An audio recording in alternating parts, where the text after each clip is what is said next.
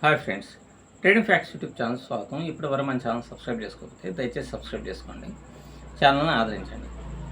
ఇప్పుడు stock market మీద చాలా ఎక్కువగా చాలామంది ఇంట్రెస్ట్ అనేటువంటిది చూపుతున్నారు. అది అన్ఎంప్లాయ్మెంట్ వల్ల కావచ్చు, ఫైనాన్షియల్ అసిస్టెన్స్ కోసం కావచ్చు, లేకపోతే ప్యాసివ్ ఇన్కమ్ కోసం కావచ్చు. ఏ కారణాలు అయితేనేమి ఈ ట్రేడింగ్ చేసేటువంటి వాళ్ళ యొక్క యాక్టివిటీ అనేటువంటిది బాగా పెరిగింది. అయితే ఇండియన్ మార్కెట్లో సస్టైన్ కావడానికి, సంపాదించుకోవడానికి చాలా అంటే చాలా ఎక్కువగా స్ట్రగుల్ కావాల్సినటువంటి పరిస్థితులు ఉన్నాయి అని మనం చాలామందితో మాట్లాడినప్పుడు మనకి తెలుస్తున్నటువంటి విషయాలు. అయితే దీని కారణంగా ఏమైందంటే పెద్ద పెద్ద ఇన్ఫ్లుయెన్సర్స్, సుభాషిష్ పాణి, బూమింగ్ బుల్స్ ఇట్లాంటి వాళ్ళు పెద్ద పెద్ద వాళ్ళంతా కూడా ట్రేడింగ్ రూమ్ ఇట్లాంటి వాళ్ళంతా కూడా ఎక్కువగా గోల్డ్, సిల్వరు, బిట్ కాయిన్ ఇటువంటి వాటిలో ట్రేడ్ చేయడం వలన సహజంగానే చాలామంది స్టాక్ మార్కెట్లో ఈ యొక్క గోల్డ్లో కానీ బిట్ కాయిన్ ఎక్కువ మంది బిట్ కాయిన్లో ట్రేడ్ చేయడానికి ఇంట్రెస్ట్ అనేటువంటిది చూపుతూ బిట్ కాయిన్లో ట్రేడ్ చేస్తున్నారు. అయితే నేను చాలా కాలం నుంచి అబ్జర్వ్ చేసిన తర్వాత నా పర్సనల్ ఫీలింగ్ తోటి నేను గమనించింది ఏంటంటే ఆ గమనించినటువంటి విషయాలను మీకు చెప్దామనే ఉద్దేశంతోనే ఈ వీడియో చేస్తున్నాను. మీరు బిట్ కాయిన్ కానీ గోల్డ్ కానీ ఇవన్నీ చాలా ఎసెసిబిలిటీ అనేటువంటిది ఉంటుంది. మీరు ట్రేడ్ చేసుకోవడానికి కానీ కంఫర్ట్ జోన్గా ఉన్నట్టుగా ఉంటుంది. అయితే మీరు ఫస్ట్ ఆఫ్ ఆల్ ఒక విషయాన్ని తెలుసుకోవాలి. ఏమిటంటే ఇప్పుడు ఇండియన్ మార్కెట్లో మ్యానిపులేషన్ జరుగుతుంది, ఆపరేటర్స్ వర్కౌట్ చేస్తారు అని ఇటువంటివన్నీ కూడా మాటలు ఎక్కువగా వస్తూ ఉంటాయి. మిస్గైడ్ చేస్తున్నారు, ట్రేడర్ని మిస్గైడ్ చేస్తున్నారు అనేటువంటిది జరుగుతూ ఉంటుంది. సహజంగా మనం గమనించండి, మనం డబ్బులు సంపాదించాలి అనుకునేటువంటిది ఒక తేలికైనటువంటి చర్య కాదనమాట, తేలికైన యాక్టివిటీ కాదు. అది చాలా డిఫికల్ట్తో కూడుకున్నటువంటిదే. మీరు ఒక 1000 రూపాయలు సంపాదించాలి అనుకున్నప్పుడు మీకు చాలా స్ట్రగుల్ కావాల్సినటువంటి పని ఉంటుంది. ఎండల్లో పని చేయాలి, లేకపోతే ఒక ఆఫీస్లో పని చేయాలి, ఒక మార్కెటింగ్లో ఉన్నటువంటి వాళ్ళు ఎంతగా స్ట్రగుల్ అవుతుంటారు మీరు ఒకసారి ఆలోచించండి. కాబట్టి ఇటువంటి వాళ్ళ నుంచి అంటే మనీ సంపాదించడం అంత డిఫికల్ట్గా ఉన్నప్పుడు స్టాక్ మార్కెట్లో మనకి ఈజీగా ఎలా వస్తాయి? అనేక రకాలైనటువంటి యుక్తులు, కుయుక్తులు అన్నీ చేయొచ్చు. మన చిన్న చిన్న వాళ్ళని ఏదో టార్గెట్ చేసి చేసేటువంటి పరిస్థితులు స్టాక్ మార్కెట్లో ఉండవేమో అనేటువంటిది నా ఆలోచన. ఎందుకంటే మనం పక్కాగా ఒక స్ట్రాటజీ బేస్డ్గా ట్రేడ్ని కనుక ఇంప్లిమెంటేషన్ చేసుకుంటే సక్సెస్ కావచ్చు. ఓ రోజు సక్సెస్ కాకలేకపోవచ్చు, 2 రోజు, కానీ మనం 3rd, 4th, 5thలో అయినా సరే మనం సక్సెస్ అనేటువంటిది ఉంటుంది. కాబట్టి ఫస్ట్ ఒక ట్రేడరు మ్యానిపులేషన్ గురించి కానీ, మిస్ గైడ్ చేస్తున్నారా అనేటువంటిది కానీ, లేకపోతే మనల్ని ఆపరేటర్స్ బాగా లాస్ అయ్యేటట్టు చేస్తున్నారు అనేటువంటి ఆలోచన నుంచి ముందు పక్కకి రావాలి. ఎందుకనంటే రోజుకి 10 లక్షలు, 5 లక్షలు, 3 లక్షలు అట్లా సంపాదించేటువంటి వాళ్ళు అసలు కాన్సన్ట్రేషన్ చేస్తే అట్లాంటి వాళ్ళ మీద కాన్సన్ట్రేషన్ చేస్తారు. అంతేగాని మనం ఏదో 500, 1000 రూపాయలు, 2000 సంపాదించేటువంటిది ఎంత? సముద్రంలో కాకిరేట అంత. కాబట్టి మనకు చాలా చిన్న ఇష్యూ. కాబట్టి దీన్ని ఏదో టార్గెట్ చేసి చేస్తారని అనుకోవటం చాలా పొరపాటు అనమాట. పొరపాటు నాకు ఉన్నటువంటి ఐడియాతో నేను చెప్తున్నాను. నేనే కరెక్ట్ అని కాదు, కానీ మీరు దాన్ని ఒకసారి ఆలోచించుకోండి. తర్వాత ఫస్ట్ ఆఫ్ ఆల్ ఈ సరే మ్యానిపులేషన్ జరుగుతుందని అనుకుందాం. ఇండియన్ మార్కెట్లో బీటీసీ ఉన్నది. బీటీసీలో నన్ను అడిగితే ఎక్కువగా బీటీసీలోనే మ్యానిపులేషన్ జరుగుతుంది. ఎందుకంటే చాలా పెద్దగా అంటే బిట్ కాయిన్స్ ఇవన్నీ చాలా ఎక్కువగా ఉన్నటువంటి వాళ్ళు ఒకసారిగా మార్కెట్లోకి ఒక కాయిన్, 2 కాయిన్స్ ఇన్ఫ్లక్స్ చేస్తూ ఉంటారు.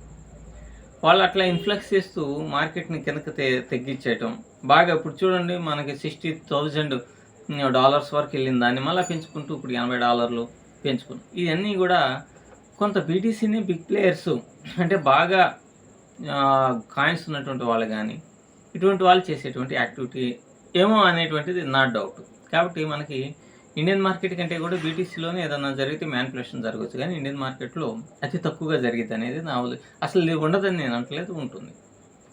అయితే బిట్ కాయిన్ మీరు చూడండి,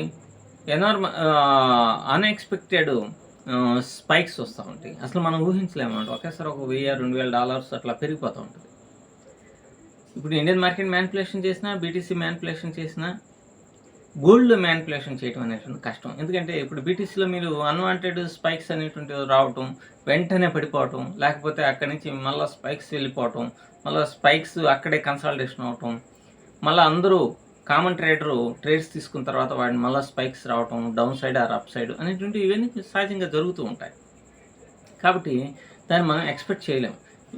సో అదే పరిస్థితి గోల్డ్లో అనేటువంటిది ఉండదు. ఎందుకనంటే గోల్డ్ అనేటువంటిది ఇంటర్నేషనల్. మీరు బీటీసీ చూడండి, ఇప్పుడిప్పుడే ఇండియన్ మార్కెట్లో ట్రేడ్ చేస్తున్నారు. అదే ఇది గోల్డ్ని.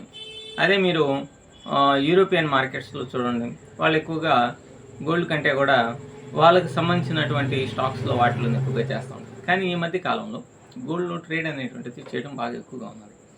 ఇప్పుడు గోల్డ్ అనేటువంటిది మనకి అమెరికాలో కొంటారు, జపాన్లో కొంటారు, ప్రపంచంలో ప్రతి నలుమూలలా కొంటారు. ఎందుకంటే గోల్డ్ అనేటువంటిది దేశాలకు కానీ వేటికైనా సరే ఒక మెయిన్ రీసోర్స్ అన్నమాట. కాబట్టి గోల్డ్ అనేటువంటిది ప్రతి చోట కొంటారు. దాన్ని మ్యానిపులేషన్ చేయడం అనేటువంటిది కొంచెం కఠినతరంగా ఉంటుంది, కష్టంగా ఉంటుందన్నమాట. కాబట్టి మనకి గోల్డ్లో కావాల్సినంత లిక్విడిటీ ఉంటుంది. మీరు మార్కెట్స్ని చూడండి, మీరు కనుక గోల్డ్ చార్ట్ని, బిట్కాయిన్ చార్ట్ని కనుక గమనిస్తే ఎప్పుడు వాటిలో లిక్విడిటీ, గోల్డ్లో ఎప్పుడు లిక్విడిటీ ఉంటుంది. కానీ బీటీసీలో వాటిలో ఒక్కోసారి లిక్విడిటీ జీరో అయిపోతుంది, చాలా డల్గా ఉంటుంది, ఒక్కోసారి అన్ఎక్స్పెక్టెడ్గా జరుగుతూ ఉంటుంది.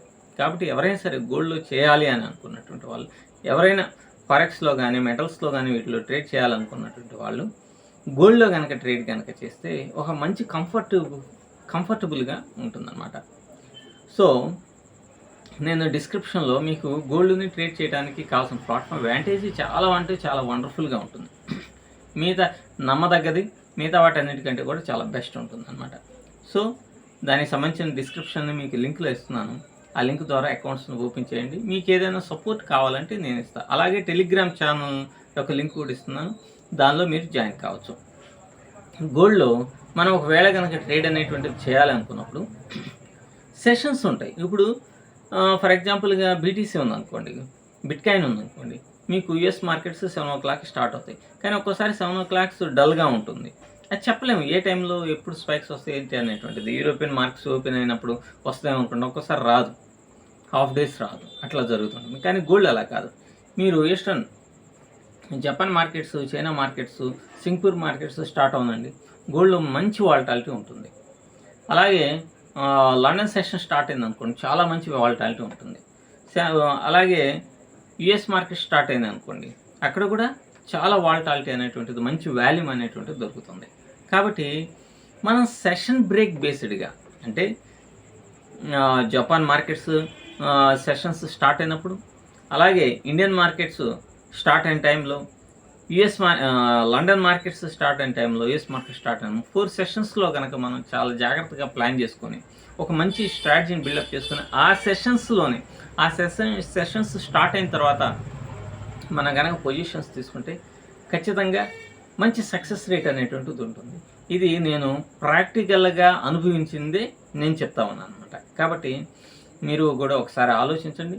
ఒక మంచి గోల్డ్లో ట్రేడ్ చేయడానికి మీ యొక్క సిస్టమేటిక్ మైండ్ సెట్ని ఒక ప్లానింగ్ తోటి, ఒక స్టాప్ లాస్ తోటి, ఒక టార్గెట్ తోటి పెట్టుకొని కనుక మీరు కనుక ట్రేడ్ చేయగలిగితే it gives you good returns. దాంట్లో ఎటువంటి సందేహం ఉండదు.